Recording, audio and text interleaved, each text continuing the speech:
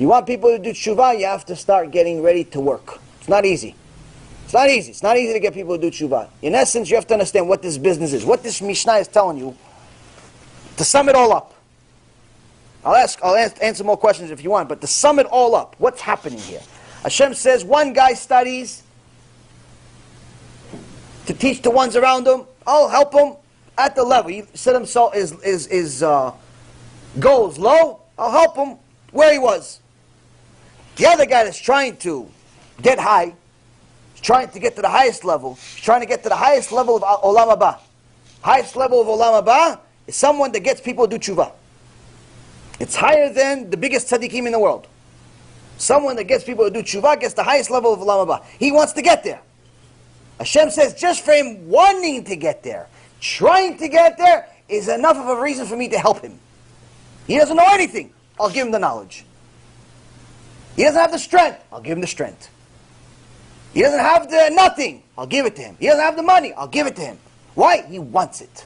Just for him wanting it, I'll give it. Why? Because it's not something normal to want.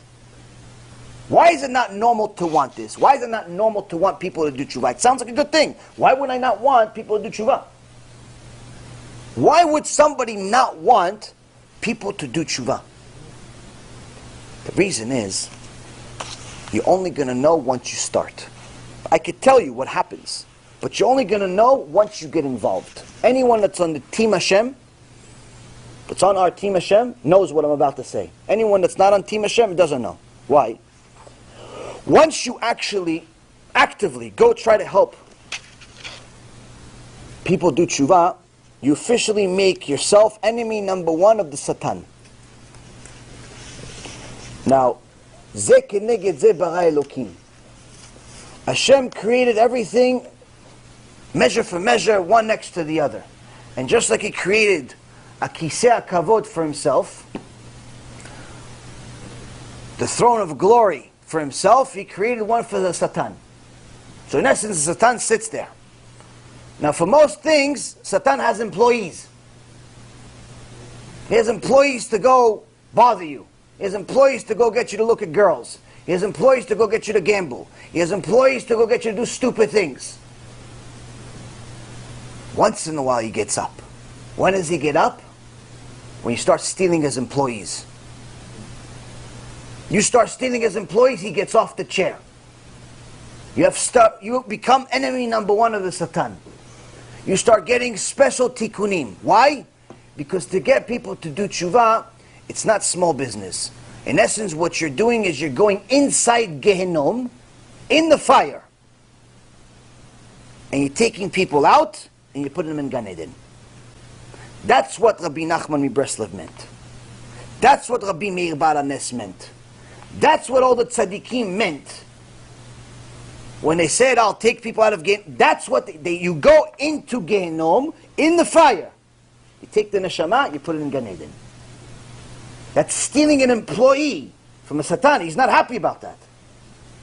He'll try to do whatever he can to stop you. Who are you to take people out of my kingdom? Who are you?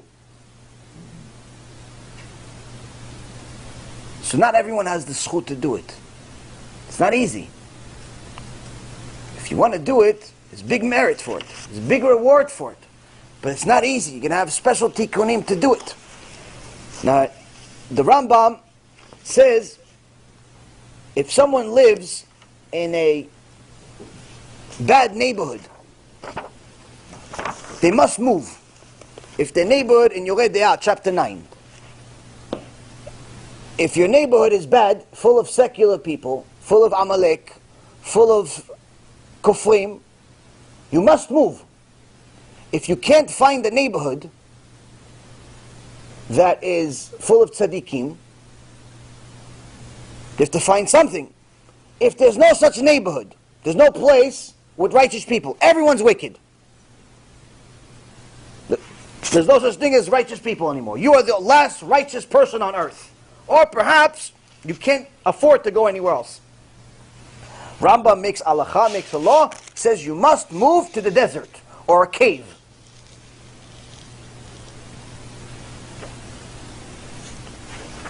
But then, In chapter 6, first Halacha of Elichot Deot, the Rambam, he first says that you have to move. But you don't have to move if you do Kiruv. You don't have to move if you're a person that teaches Torah. In fact, it's common for a person that gets people to do tshuva to live in terrible places, surrounded by not the greatest of people. Why? What are you, above the law? Everyone else has to move to the desert except you? He says, yes. Why?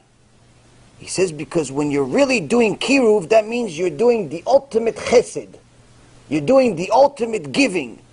And when you're so busy with giving, you have no time to receive the kfirah and the sins from them. The influence from them is not going to affect you. You have no time for it.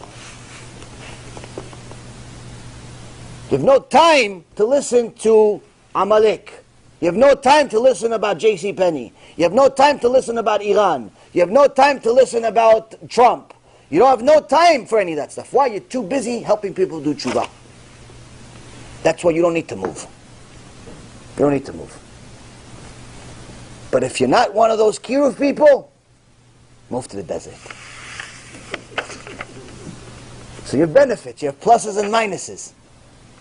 But it's not easy. It's not easy. But when you do Kiruv, you have a special miracle. You have a special deal.